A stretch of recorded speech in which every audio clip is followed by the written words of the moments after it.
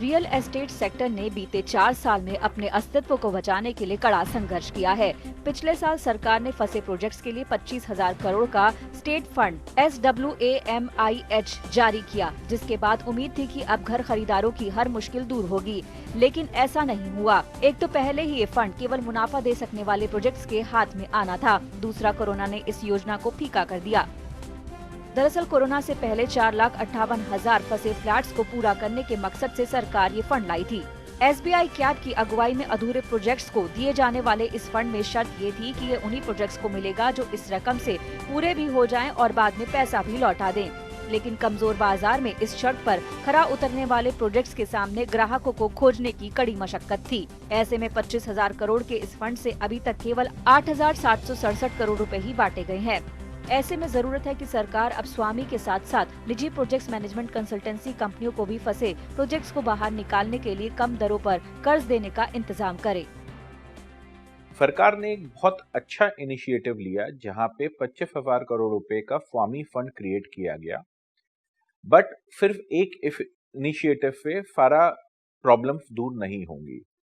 स्वामी एक इकलौता फंड सारे प्रोजेक्ट्स को सपोर्ट नहीं कर सकता।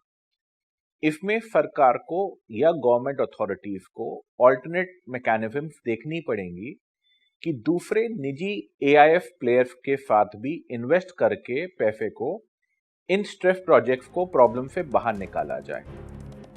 रियल एस्टेट में फंसे प्रोजेक्ट्स का संकट इतना बड़ा है कि एक अकेले फंड से इसका समाधान मुश्किल है। उस पर देश में बिना बिके घरों की कीमत 3.5 लाख करोड़ से ज्यादा है। अनुमान है कि करीब इतनी ही कीमत के फंसे फ्लैट्स भी हैं। यानी एक तरह से भारत की कुल GDP का 4 से 5% तो रियल एस्टेट प्रोजेक्ट्स में ही अटका हुआ है। जितने भी प्रोजेक्ट्स जो आज की डेट में थोड़े से फंड्स की क्राइसिस की वजह से अटके हुए हैं, वो सारे के सारे प्रोजेक्ट्स 2022 तक डिलीवर हो सकते हैं। एंड सारे के सारे कस्टमर जिनका होम लोन आज की डेट में डिफॉल्ट होने की स्टेज पे खड़ा है, प्रोजेक्ट्स जो है NPA होने की स्टेज पे खड़े हैं, वो सारे के सारे प्रोजेक्ट्स को बचाया जा सकता है। तो I think it's a very good initiative and very good proposal. तो हमें जो गवर्नमेंट को ये जो है चाहिए कि बेसिकली इसके ऊपर सीरियसली काम करे और इससे जो है मैग्नीट्यूड जो स्केल होगा वो काफी बड़ा हो जाएगा। इस समस्या से निपटने के लिए जानकारों का सुझाव है कि सरकार को केवल लास्ट माइल फंडिंग का ही रास्ता नहीं अपनाना चाहिए। इसके लिए प्रोजेक्ट रिवाइवल कंसल्टेंसी के तहत निजी फंड्स को भी बढ़ावा दिया जाना चाहिए। इससे फंड के आवंटन और मैनेजमेंट में पारदर्शिता बढ़ेगी और खरीदारों को वक्त पर पोजीशन भी मिलेगा। इसके लिए रियल एस्टेट सेक्टर की जानकार और बेहतर ट्रैक रिकॉर्ड वाली कंपनियों को ही मंजूरी मिले, जिससे कंस्ट्रक्शन से लेकर बिक्री तक हर काम सफलता के साथ पूरा हो। इससे डेवलपर को फंसे प्रोजेक्ट से बाहर निकलने का मौका मिलेगा और घर खरीदारों को वक्त पर पोजीशन मिल सकेगा। साथ ही कम कीमत के चलते AIF को भी मुनाफा होगा।